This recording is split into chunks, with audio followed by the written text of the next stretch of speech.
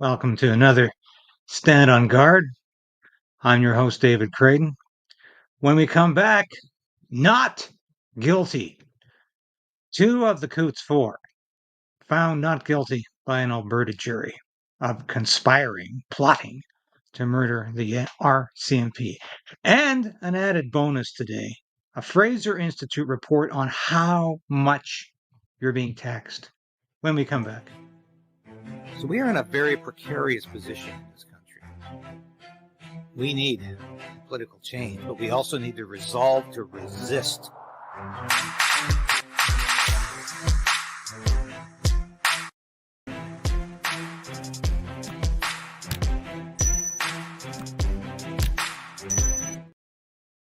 Hey, like it, smash the like button.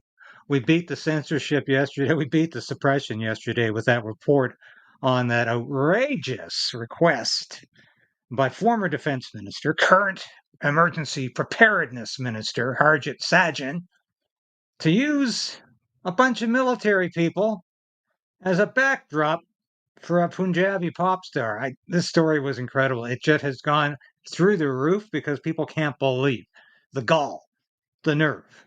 I mean, whether or not these guys in uniform are supposed to be standing there for what, a couple of hours looking like idiots?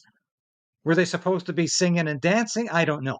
The request was denied, though. I don't know if I made that clear enough in the report yesterday. The request was denied by D&D, by the Canadian Armed Forces, because it was not deemed to be operationally necessary. Well, no kidding.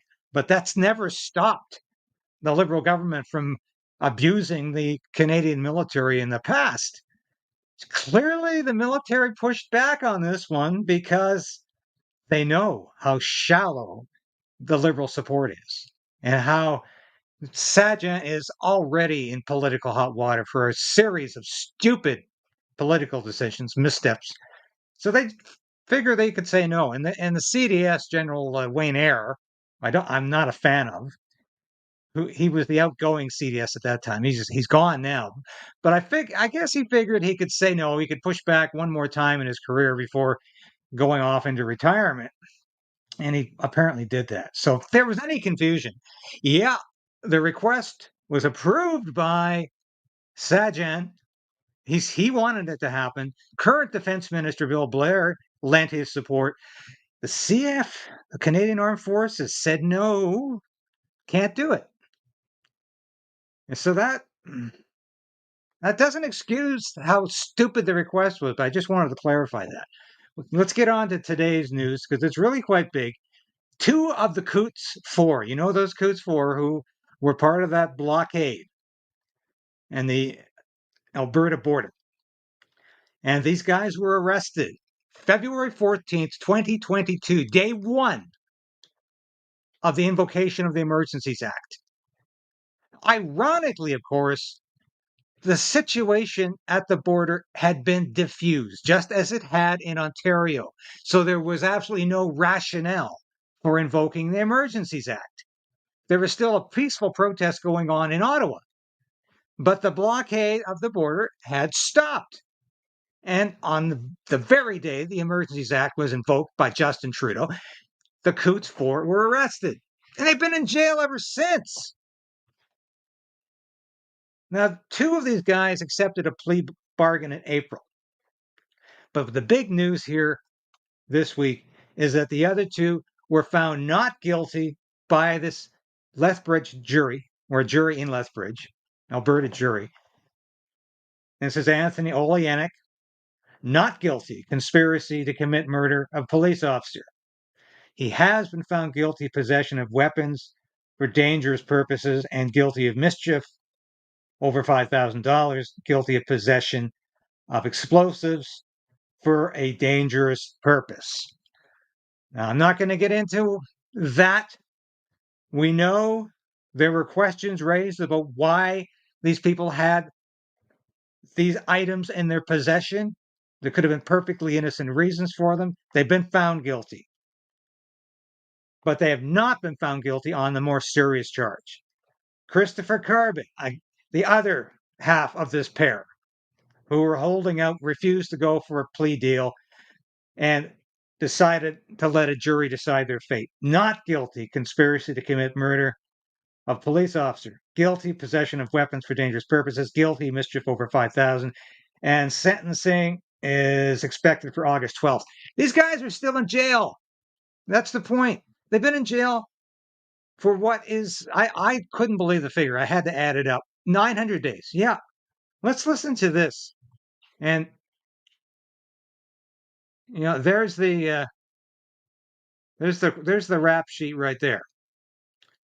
And, thanks so much for the work that Jason Leving has done on this file. He's been following it faithfully from day one. I have not been following this story as closely as I've followed the trial of Tamara Lich and Christopher Barber, because that's right here in Ottawa. I've been at the trial virtually every day when it's been on. Actually, it's probably going to resume this month. I'm glad I reminded myself of that. And I've interviewed, of course, Tamara on several occasions to talk about this.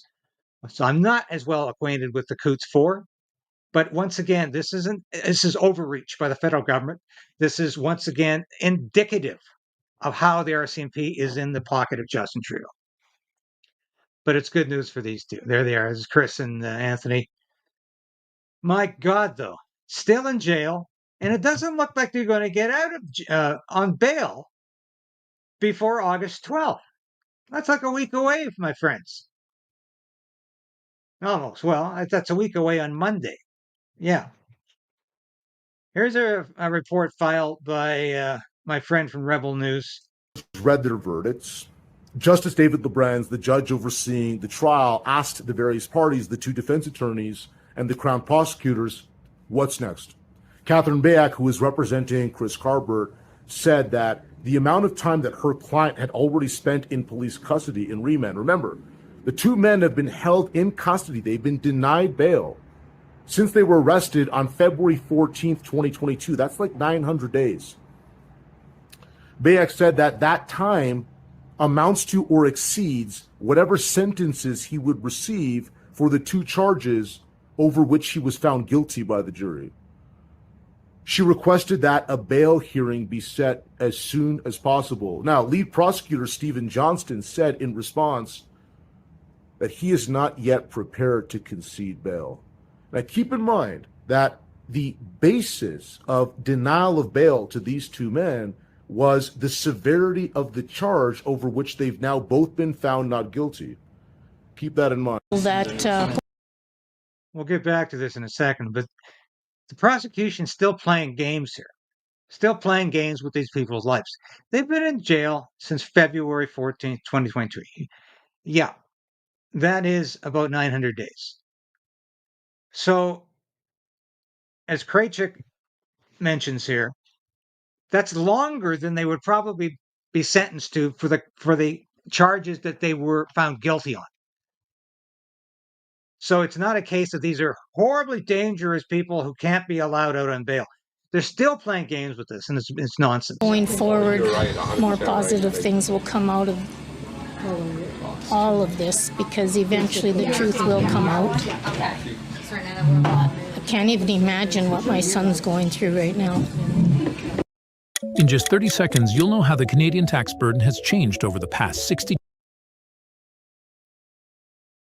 We'll get back to that in a second. But that is so poignant. It's Chris Cuthbert's mother saying the truth will come out Sunday. Well, I don't know if the whole truth got out, but this could have gone a lot worse for these folks.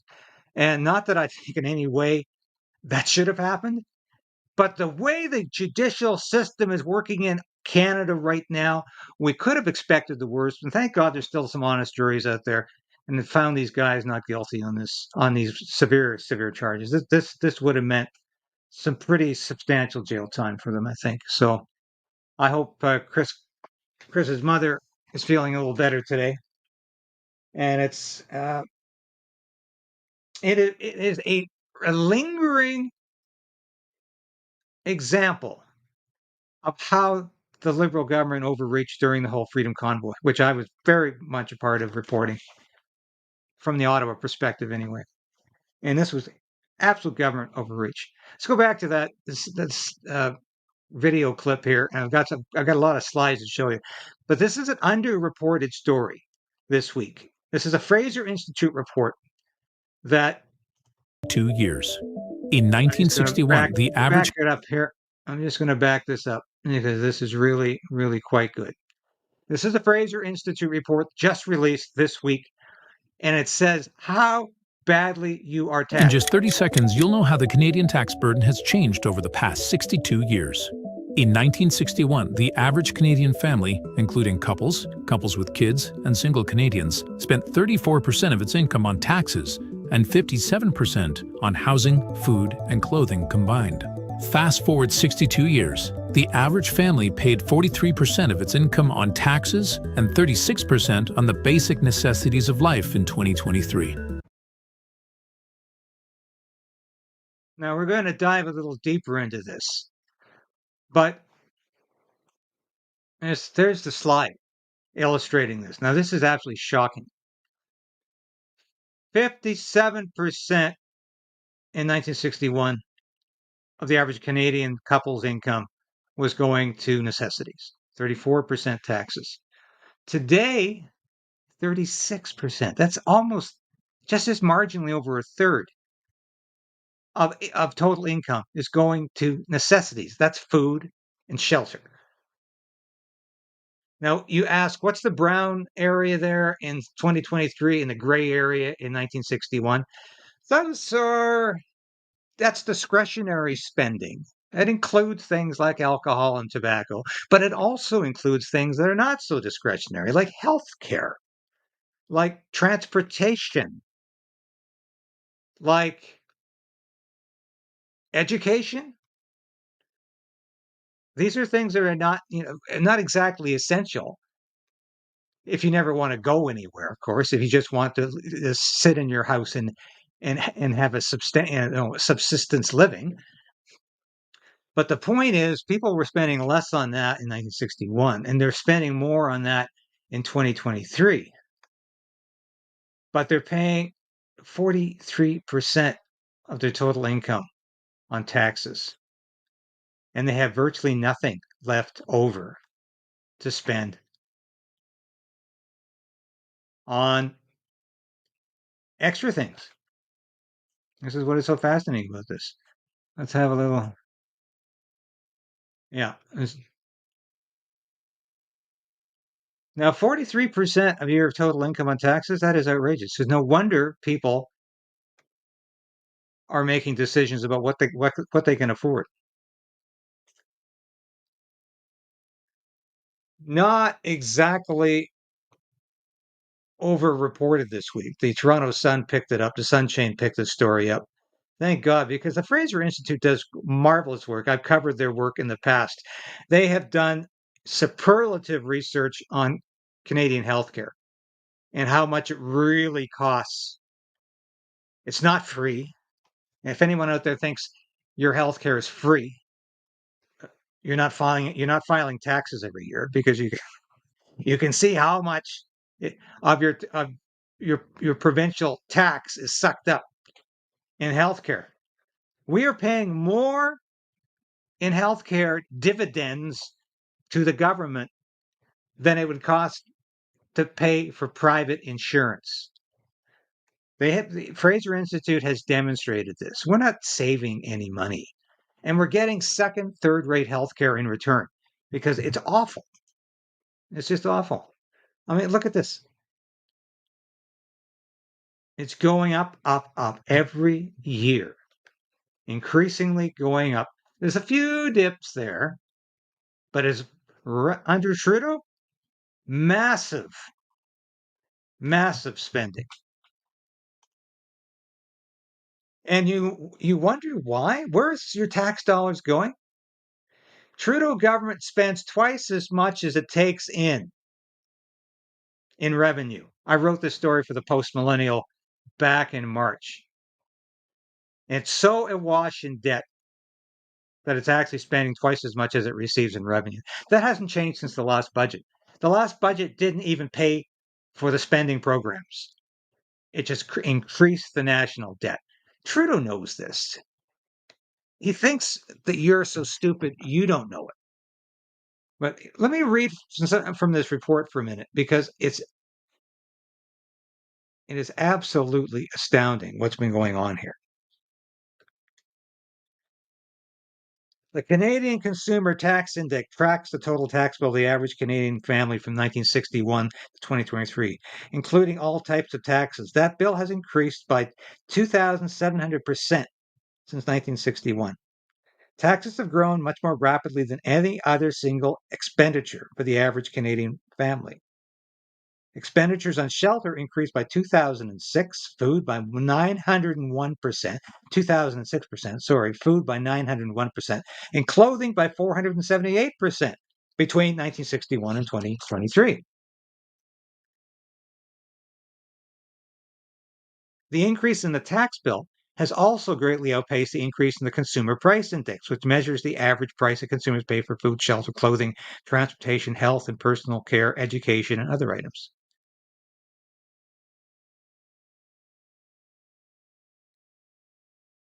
In 2023, the average Canadian family earned an income of $109,235, $109,235, and paid total taxes equaling $46,988.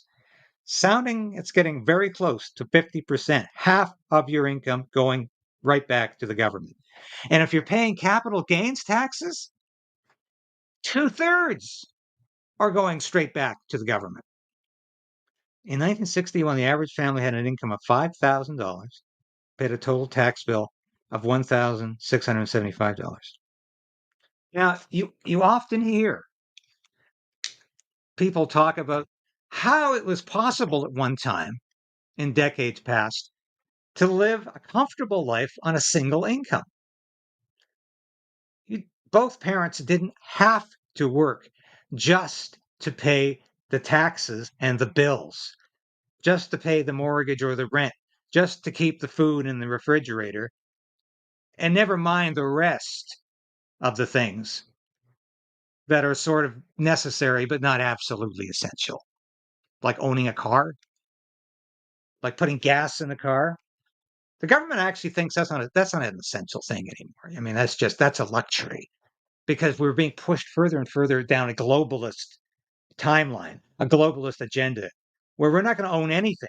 We're not going to own our house. We're not going to own a car. We're not going to have the means to travel anywhere, because it's all going to be banned under environmental regulations. So that's where this is going. But you do recall people saying it was possible at one time, not that long ago in Canada's history, to live comfortably on a single income. Now, yes, it was usually the male, the father in the family, the husband, who was the chief breadwinner. Until the mid 1970s, the two-income families were quite rare in Canada. But it was possible. And I'm not arguing whether or not the husband or the wife should be working, shouldn't be working. I'm saying it was possible to survive on one income, whether that income came from the husband or the wife. In terms of this argument, it's irrelevant.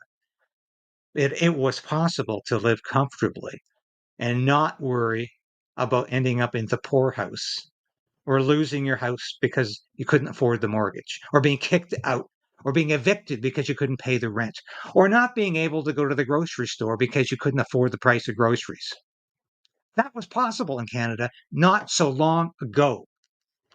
And that's why this Fraser Institute report is read their verdicts. Is so interesting, because this is factual. This is how the tax rate has gone up, and this is how necessities. We're paying 21% less on necessities in 2023 than we were in 1961. No wonder people used to have better dinners, diets. You could afford a T-bone steak at least once a week. You could afford to eat meat. You could afford to eat well, because the price of groceries didn't go through the roof, and you had enough left after taxes to eat well. This is the evidence. This is the way it was. This is the way it is in 2023. And once again, the Fraser Institute has scored a big one with this report because it so accurately illustrates what the government is doing to us. And what is the government doing to us? The Trudeau government continues to screw us. Just like the Trudeau government went after these guys, just like the Trudeau government tried to foist this kind of a charge on these two, just like they continue to harass through Lawfare Tamara, Lich, and Chris Barber. Oh, yeah. Oh, yes. I'm going back to their trial this month, and I have to confirm it's on again. But this thing started Labor Day last year for mischief, a couple of counts of mischief. They're still battling their way through the trial because the government is trying to destroy them. The government hopes they just collapse economically, financially exhausted. That's what the strategy has been. Even though the prosecution, as the crown, as we say here in Canada, has presented such a god awful case against them, such a ridiculous at times case, with absolutely no real evidence, lacking any real substantiation. But they keep on moving forward with it. It keeps on going, and this thing probably won't be resolved until September, fully 1 year after it began. And that's another example of the Trudeau government's overreach and why people who stand up against things like COVID mandates, people who stand up against government authoritarianism, had better be prepared to pay some terrible price, some consequences, because this government is very vindictive and it's come after them and it wants to get them. So hopefully that trial is going to turn out in a way that complements the reality of the situation. I'm looking forward to a not guilty verdict for both Tamara and Chris, because I followed them from day one of this thing. And I know what this is all about. This has been a political game. This has been Stalinist. This has been a show trial, just like this thing in Coutts was a show trial. And I hope we see some of those text messages from the RCMP with the hearts suggesting they were really on side with these Coutts supporters. So please tell us your whole game plan because we just love you so much. That's that sort of entrapment. So it makes everybody sick to their stomach about the state of policing in Canada, in the state of the justice system. I want to see those text messages. We're not seeing any of this stuff. There has been such a heavy lid on this Coutts Four trial. But hopefully now that it's resolved, we'll see some more of the information. Anyway, thank you for watching today. You are a fantastic audience. I will be back again tomorrow on this long weekend. And we have got so much more to discuss. And stay free. Don't take your freedom for granted. Don't take democracy for granted because we don't really have democracy in Canada anymore. The government wants to get you, it can. But when I see stories like this and I see juries stand up to government pressure, I say, let's celebrate the small wins, the small victories. And let's hope Chris and Tamara have a larger victory in the next coming few months. That's all for today, folks. Thank you so much for watching. Just gonna have a look at your comments. Just see if there's anything. Yeah, no, dead on. Yeah, you're all reacting to the fact that these guys are still in jail, no bail, and the prosecution still doesn't want to let them out. The Crown still doesn't want to let them out. Yeah, and the RC, yeah, Sean Wilson, RCMP should be disbanded. I think so too. I think the RCMP has become as bad as the FBI in the States. They are politicians. They are in the pockets of the liberal government in this country and the Democratic government in the States. Thank you for your comments. God bless you all. We love you. And we'll be back again tomorrow with more of the news you need to know.